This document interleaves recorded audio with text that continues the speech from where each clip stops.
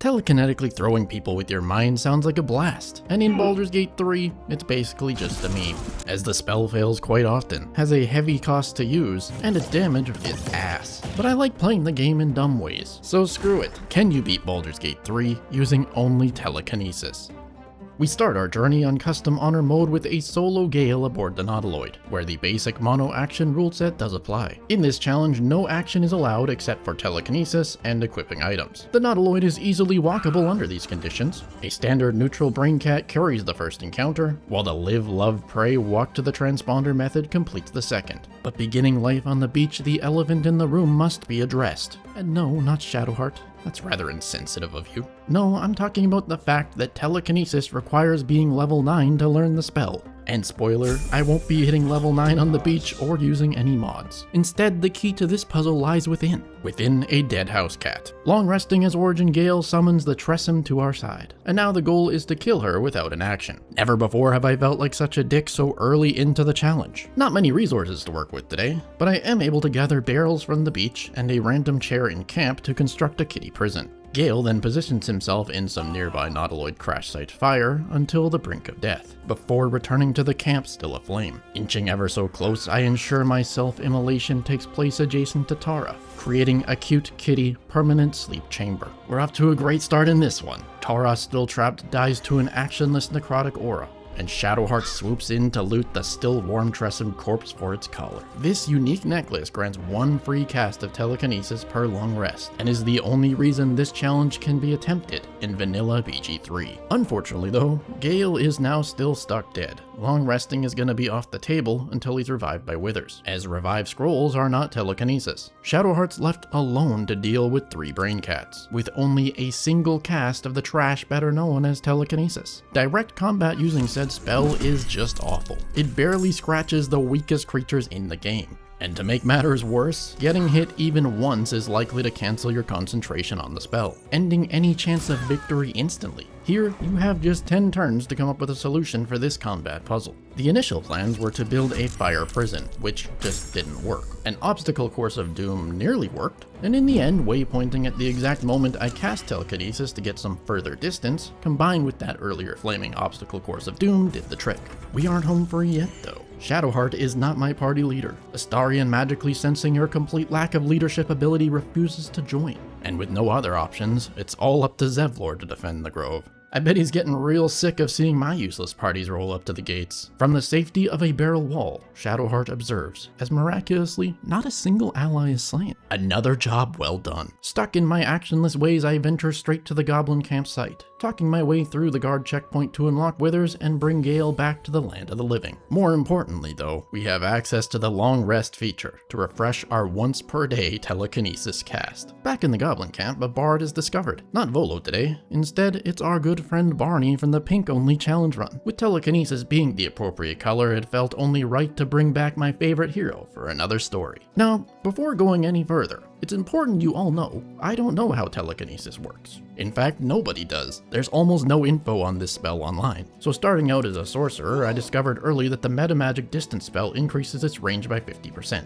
But in actuality, it's by 100%, because it seems to be centered on my character rather than on the target, the same way other spells work. Additionally, you don't need any line of sight to target things using telekinesis, which is weird. From another area code, these goblins can be conveniently relocated to the nearest pit. So far away, in fact, that combat doesn't even trigger. Almost right away, I'm having fun learning new things. But don't worry, that won't last long. Things were going so well, it helped me kind of ignore the extremely problematic issue related to this run: long resting. The real Volo in our camp sells a lot of camp supplies, but with targets like Minthara being so difficult to hit that she kills me, leading to more Withers repair bills, this may be the most poverty-stricken playthrough in the proxy playlist. To fund the build, crate sausages are ravaged, entire libraries pilfered, and no stone will go unturned. And as that stone was lifted, a gentle bear popped into my view. The fishing bear. How could I forget about him? This bear in the Druid Grove will forever spawn fish, as long as somebody is standing nearby. And for once, my party doesn't need to be in combat together, as only Barney is really capable of doing anything. There's only one Tressum color to grant telekinesis. Istarian's purpose in this party is collecting salmon on the beach. With the camp supply issue solved and a gameplay loop acquired, we can get back to what matters, like petting dogs, flinging girls down by the river, rescuing Floric from her own incompetency, and then the science,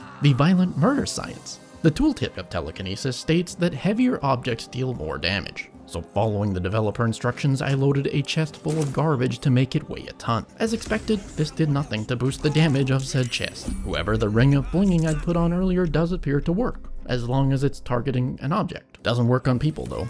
Why the hell that's different than items is a mystery. Really, the only saving grace at all seems to be chasms. And even whilst abusing them constantly, this playthrough is not going well. While I'd love to just push on forward to Act 2 and say screw it to the tieflings, I can't afford to lose the fishing bear. My story's not about saving tieflings, it's about saving this bear at all costs. Because telekinesis uses spell save DC and I have none, it is failing constantly. To remedy that, we head into the Underdark. Reaching the Myconid colony by crossing said gaps takes another canonical 2 days of long resting. Well worth it for Blurred Staff of +1 spell DC. Omelette the Mind Flayer's mushroom quest took another 8 sleeps at camp to traverse all that bullshit, with a flip-flop on the door powering up the elevator to get his magical tiara. On the way to the final magic booster, I struggled for ages to find a viable chasm angle using the spell, though I did notice you can always target an object. So by flinging, for example, a bed into a chasm, I can create my own viable insta-kill angles to avoid such nonsense. Within Grimforge, Gale is flung up to the Sharon cubbyhole for my final spell DC item. And with the 4th level ASI feat, Barney's hit chance using the only spell that matters is increased by 20%.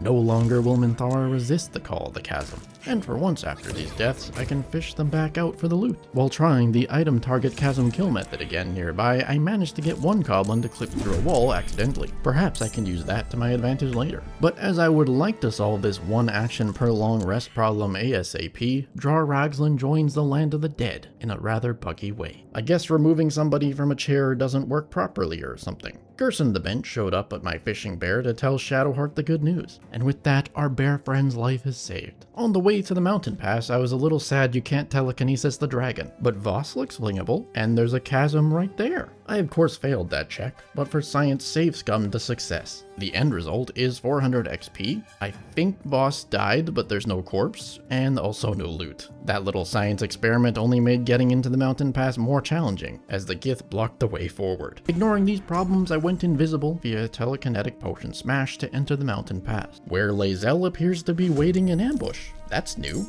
She appears to have a problem with that earlier Voss science experiment. Her initial attack broke my concentration, and a level 1 itemless Lae'zel bested me in one-on-one combat. At least by walking back out the door here for a region swap, you can use a cheesy free revive method, though it also reminds me of the other OP bonus it provides. My telekinesis spell was refreshed without long resting. Screw the fishing bear, the magic door region swap is far superior. With it, I can reattempt combat with Lae'zel. She won again. Round 3 though. She still won, but on attempt number 4, Barney comes out on top. The next destination in making this challenge less painful is the creche. Going the long way around would take ages, and inspired by that earlier accidental goblin wall clip, I wanted to see if you could do an intentional one. The door is loaded up with garbage, and Gale telekinetically tossed towards it. Because all that space is taken up, he can clip right on through. I wish I knew about this trick in the past. In the creche, I called an egg to my side. The Gith didn't like that, but when have I ever cared about their opinions? My plan was to scoop it up and make my escape. However, this guy had other ideas. He aborted that embryo himself. The combat log confirmed it, though in conversation, he puts the blame entirely on me. You murdered a defenseless egg! Typical Yankee behavior. Pressing forward, I open the secret exit to the Blood of Lathander before greeting Queen Blackett. Annoyingly, the cutscene to enter the prison will teleport your entire party inside regardless of how far away they are,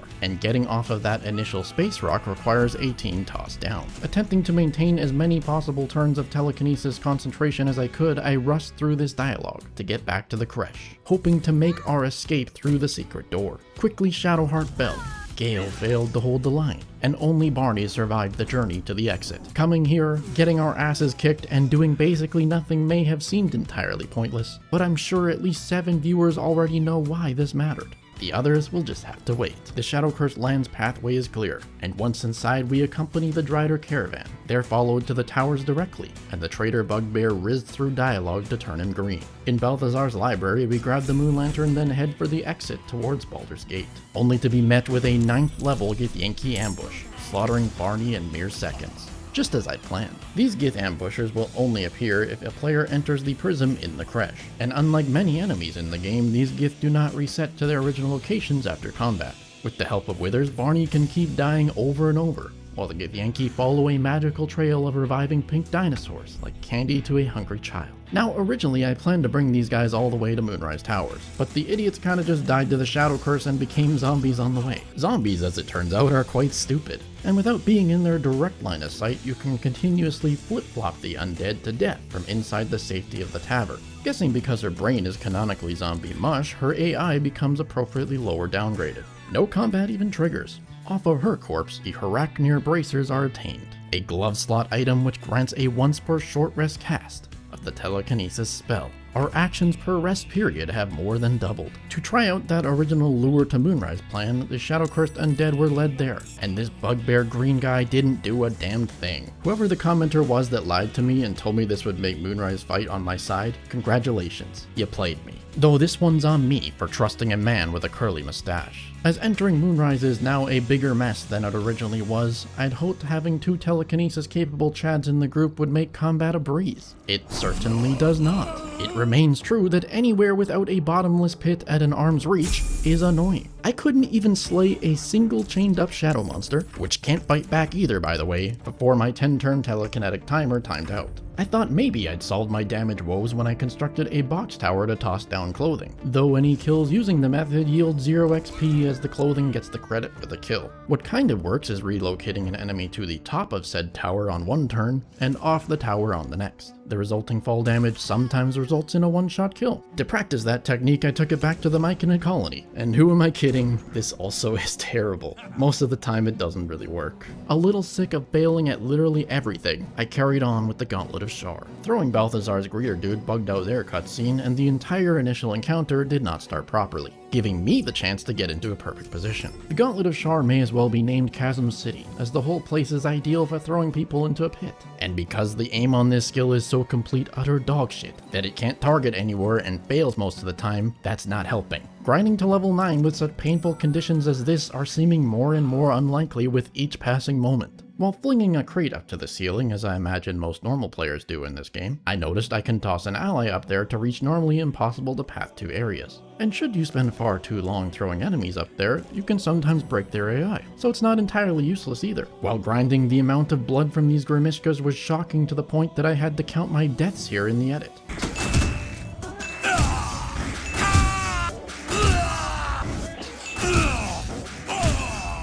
In other news, I learned Lady Esther is not a cat lady, and you will generate a crap load of backpacks when you're changing regions to refresh telekinesis the way I've been doing. Throwing an undead lady off a rooftop gets me my 6th level, and unlike most challenge runs where being a higher level means you get to go stomp the lobies, on this day, I'm the only one being stomped. But in the Gauntlet of Shar, where I continue getting my ass kicked, it at least progresses the story. The highlight of the day here was yoinking Yurger's gem without him seeing me, and the first Shar trial was completed with ease. The second trial, being combat against untelekinetical entities, is a hell no for me, dog. The maze was walked through like usual, and the librarian staff let go from their positions. But not via that giant gaping chasm next to me, because this spell is bullshit. How is this a blocked path? With the spear obtained, I took some time to escort Yurger all the way to Balthazar's room. When would there ever be a chance to try that out again? I died a lot. It took ages. And nothing cool happened when I got there. In fact, it just made the situation here worse, because he too is in the way of getting to Balthazar. Sometimes my own stupidity astounds me, and at this point, I'm kinda done with fooling around. We're getting into grind mode. Countless men, women, but not children, fell victim to the call of the chasm, and Astarion fell victim to Yurgir. Dozens of times. Frankly, I'd hoped by collecting his bombs I could find a new solution, though sadly those bombs steal the XP from whatever they kill, so they too are no answer. I kinda feel like I've been trying everything this time. I battled eagles with eagles, accidentally teleported people through the floors of buildings, and having exhausted quite near everyone conveniently adjacent to a chasm, I managed to reach level 7. Unfortunately now, all roads lead to death. The Gith gooned my pink ass pinker. Level 3 goblins curb stomped me, and when a level 1 ox, who can only hit for like 2 damage, bested me in a 1v1, I finally understood how helpless Scott felt every moment of his World of Warcraft career. Inspired by the WoW memories, I briefly considered farming zombies like boars in South Park, as after Gex spawns them and a region swap, they're worth 20 experience a pop. After only 30 minutes of this, I grew genuinely pissed off.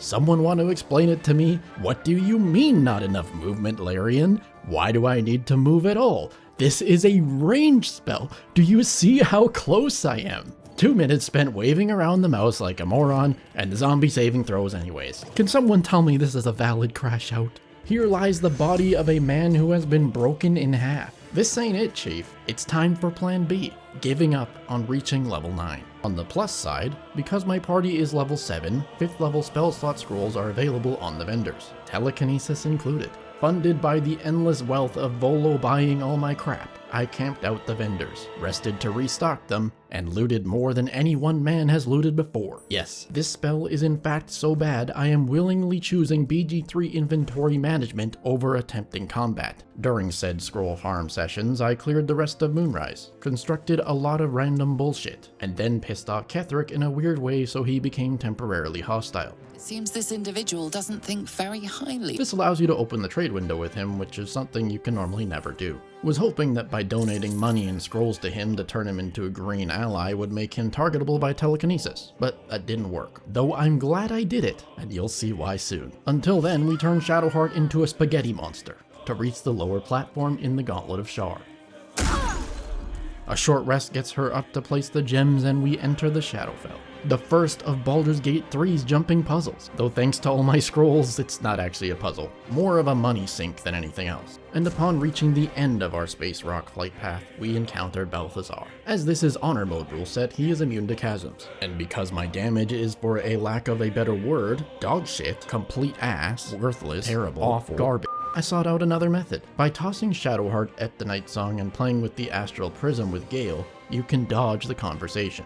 While outside, he can repeatedly cast telekinesis on Balthazar with infinite attempts being allowed. In that brief moment, the pig that is Balthy takes flight, Shadowheart talks with Aelin to initiate her Spear the Night Song dialogue. The Bone Men can do nothing but watch in the background while Kethric's immortality is stripped, and the future help softlock is cleared. Through the portal, the Shadowfell is escaped. Gale too became Spaghetti, and Withers revived him for the party to gather at a vacant Moonrise once more. Atop the tower, Barney challenges this man to a 1v1 duel. I start out with a telekinetic invisibility before fleeing to the safety of the earlier built patio addition. Ketheric goes lethargic from a speed pod I'd given him, giving me some extra time.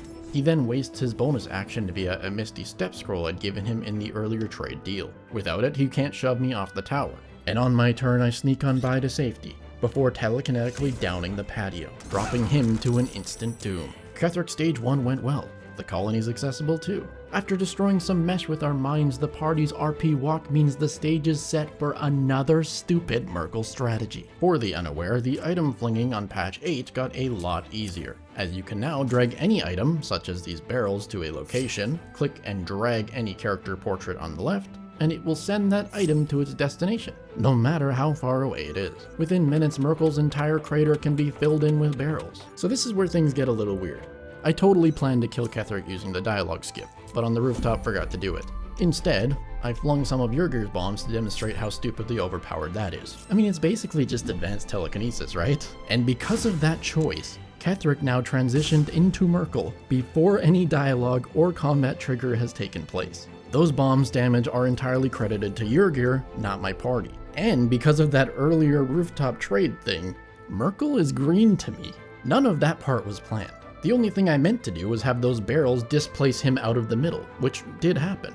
Out of curiosity, I approached this monster. The Apostle of Merkle then took over for Ketheric's dialogue scene. Look at his cute little hands. God, I love this game. Getting back to the original plan, because the barrels move Merkle out of the middle, he is standing in a spot which is susceptible to surfaces. A caustic bulb surface, to be specific. Telekinetically, it is destroyed at where his feet should be. And now, after dying, I've already won. The Avatar of Death never invented legs to escape such a fate. He literally cannot move, nor does Merkle heal out of combat like most creatures in the game. Just leave the game running for an hour with the rest of the party far away, and Merkel too is destroyed in a new, weird, and humiliating way. Only one telekinesis required. Him being dead lets the rest of the party enter the room, claim the Netherstone, recruit Jaheira, who miraculously survived the fall of Last Light, and say goodbye to Volo's ridiculously long inventory screen. During the campsite pre-ambush, I had the bright idea to toss Jaheira at the portal the same moment the party goes to bed. It worked brilliantly. As soon as the cutscene ended, she's already at the portal to escape. In the prism, purely telekinetic combat is not complete ass for the first time in hours. Scrolls made the encounter a breeze, and just like that, we're into Act 3. First stop is the circus, where Shadowheart lets out a shadow fart to trick the genie and enter the jungle. What is that vile smell? I hope I'm the first one to make that joke. She scoops up the chest and becomes Dino Dinner, and after cracking it open, we've obtained Nirulna. Its power will be revealed shortly. Until then, I bullied Raphael with a spectator. Ignoring him, getting into the keep has never been easier. And on the way to the Elfsong Tavern, I ran into Zombie Lacrissa. Turns out Balthazar not dying by not siding with him ain't really an intended way to be here. Behind Zombie Her, we drop some rope near the chef, and telekinetic Nirulna at said rope to commit a murder most foul. Though no one seems to care. A zoom to the combat log reveals the rope has been credited with the kill. For whatever reason, Nirulna is unique in that it credits its damage to whoever is being hit by the weapon. And because rope is an unbreakable non-party member, it is useful in committing crime. While long resting after said incident, a group of vampires showed up to kidnap Astarion. I had no problem with kidnapping. Though having refused my total indifference to the act, they attempted to murder us all. Should have been no problem as there's a big chasm over here, but it turns out all vampires except Astarion are immune to chasms. Invisibility narrowly avoided a game over with these vampires. With them being so incompetent, they forgot to grab Astarion at all. Even with all my stupid Nirulna cheese, we couldn't best Dolor without the help of the town guards. And by help, I mean they did literally everything, while I hid next door in the jewelry shop. Having exhausted my gold from the ever so frequent deaths occurring every second of the video, we sought out our good wizard friend Volo. I telekinesised him out of his chair to freedom, fought off a crazy mermaid lady who didn't like Volo or something, and after talking with him about how lucky he is to be alive, the man Leroy Jenkins the entire group of mercenaries I just so carefully avoided, digging himself into an early grave. In death, he still funds the rest of my playthrough. In other news, Unholy Assassin status is obtained without a hitch, as not even telekinesis can lose to a chained-up solo elephant. The journey to Orin's murder temple is made, and once inside, I'm glad I don't need to think here. A speed potion mentally chucked at her gives her the lethargic condition, granting telekinesis a 100% chance to land her into the nearby chasm. And after a run back from the graveyard, her dagger 2 is force-pulled to safety, acquiring our second nether stone. Out of this whole video, that is maybe the one useful trick that doesn't require a lot of effort. Allying with Gortash from here would make things simple, but I had one more stupid thing I wanted to try. I was hoping that by lining this entire wall with barrels, I could telekinesis Gortash from behind the wall and clip him right on through to be taken care of in the nearby chasm. That didn't work. Wasn't able to get him to clip through no matter what I tried, but unexpectedly, nobody inside the keep could figure out how to get to me. I had near unlimited amounts of time to bully this handsome young man with my mind. Time was spent tossing him at chandeliers and other random crap, until eventually Gortash alone solved the puzzle of how to reach Barney. Once outside, the dictator is dumpstered, his corpse retrieved, and Jurgir's leftover bombs self-immolated Barney to complete that combat too, in a roundabout way. Now just one question remains. Is there anything else I wanted to test out using telekinesis? With all the netherstones in hand, we head for the Morphic Pool, ready to complete the game. The Emperor saved us using telekinesis, and we used our additional scrolls to reach Orpheus, allying ourselves with the Emperor. And while this is normally the part of the video where I invisibly skip the courtyard, today I've got something new. A lesser known fact about telekinesis is that it also works with the Gloves of Dark Displacement, meaning if you telekinetically throw an equipped weapon at an object, you will swap places with it. Using that same item fling tech we showcased at Merkel, I can fling a barrel at the brainstem at the same moment my weapon is telekinesis at it, and when done properly, you will swap places with the barrel which has been flung to the end of the gauntlet. It took 3 years, but I managed to skip the entire courtyard battle and brainstem entirely, and I'm damn proud of it. But we're not done skipping yet. By positioning Barney far enough away that he has to walk up to the brainstem when clicked, then swapping to the Emperor, I can cast Telekinesis on Gale right after I click yes to ascend the brain. This kills Gale by tossing him into an area he isn't meant to be in, breaking the cutscene, and preventing the combat trigger atop the brain. We can now splash around in some invisible goodness goo, channel the crown, and throw Jahira at a tentacle to start combat and begin the battle with the brain. On the second round of our confrontation, Barney enters. The brain marks the platform for negation, and a dagger is dropped upon the floor. The gloves of displacement swap trick works here too, and the brain floats, ready to end its own existence.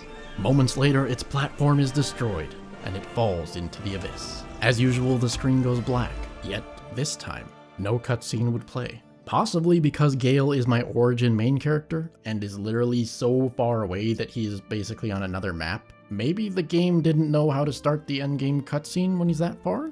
This isn't supposed to happen, but because of it, I might be the first person to ever be able to loot the Netherbrain in a real legitimate Baldur's Gate 3 playthrough. There's nothing there, sadly. The combat log confirms it's dead, and as I can't do anything else, I think I beat Baldur's Gate 3 using only telekinesis. Also, without ever using a permanent spell in the spellbook. We never hit level 9 to unlock the real thing. That future video idea is scrapped. But if you enjoyed this one, make sure to subscribe for future non-scrapped challenge runs. Or click here for the pink-only challenge run, featuring our hero Barney once more. Thanks again to the channel members for your continued support. You guys are all amazing. And until next time, Proxy out. The Gith Gund